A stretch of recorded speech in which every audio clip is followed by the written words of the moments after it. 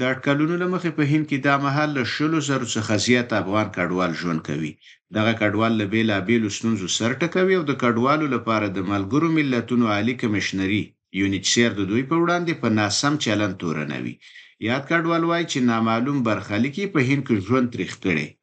اولی هسته کسایی که مثلا از افغانستان میآیند تا که کیسشان در سازمان ملل متحد راجستر میکنند، مخصوصا در این اواخر که در 6 سال گذشته پروسه سازمان ملل متحد به خاطر راجستر شدن از اونها خیلی تایم میگیره. تقریبا مثلا صرف اول خود راجستر میکنن، باز اینترویو میگیرن، یعنی باز آیسته تا که پناهنده شوند تقریبا 3 سال 4 سال در بر میگیرن. یعنی یک کسی که از افغانستان میاد تا 4 سال کاملا بی سرنوشت است، هیچ چیز نمیفهمه که آیا من پناهنده میشم هندوستان یا نه، یا دوباره باید پس افغانستان بگرده. نور کډوال وایي چې روزګار او زده کړو ته نه لاسرسي ژوند سخت کړي. په هند کې د غټه ستونزه خو دا ده چې انساني حقوق چې هغه اولیه حقوق ده، چې تحصیل ده، کار ده او صحي خدمات ده، ټولو نه مهمه دغه امکانات مونږ ته امکان وجود نه لري. افغان کډوال وایي په هند کې ستونزو پرې رواني اغیزې کړي او ژوند ورته یو دروند بار دی.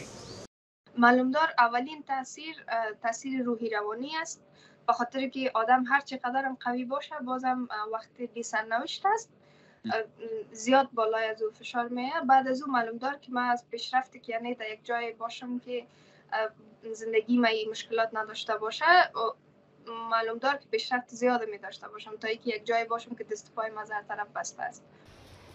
افغان کډوال په هند کې د کډوالو لپاره د ملګرو ملتونو عالی کمشنري د دوی سره په ناسم چلند تورنوي. د کډوالۍ د دفتر لخوا د ځینې کارمندان یا دوی چې د مهاجرین د کډوالو په منځ یو څه کسان ځان سره جذب کړي ده، د دوی په واسطه د خلکو په منځ ویره اچولې ده چې چا په مطبوعات کې خپل اواز هم پورته نه کړي، که څوک اواز پورته کړي کیسې به بندېږي، کیسې به خرابېږي.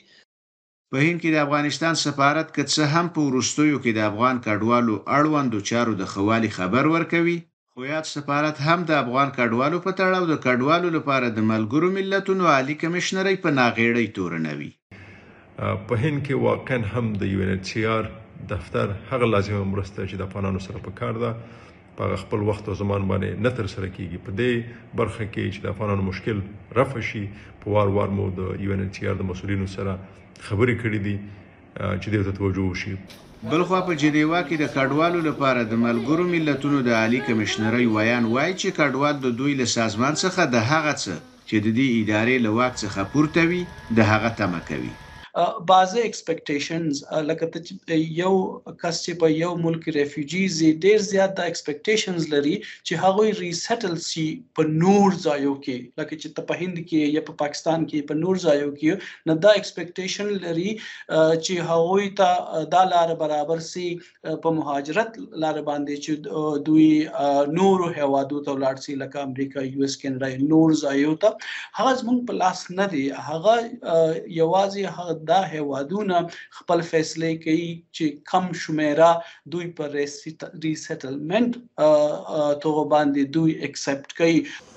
هند کډوالو نړیوال کنونسیون نه دی لاسلیک کړی، خو له دې سره په دغه هیواد کې له تیرو 40 کلونو زرګونه افغان کډوال ژوند کوي.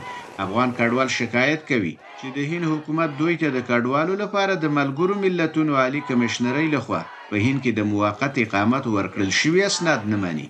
کډوال وایي له دې امله هند هلته میشت افغان کډوالو باندې درندې جریمې لګوي. احمد الله چیوال، آشنا تلویزیون، واشنگټن.